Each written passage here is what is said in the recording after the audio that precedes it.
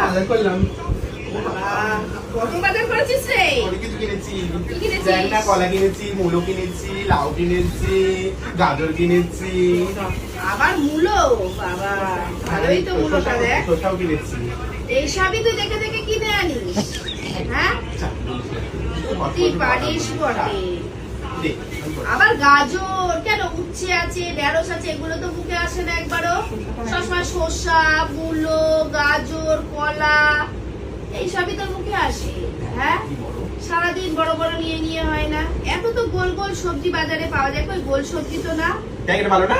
ওটা নিলে পুরো ভগন্দর হয়ে যাবে।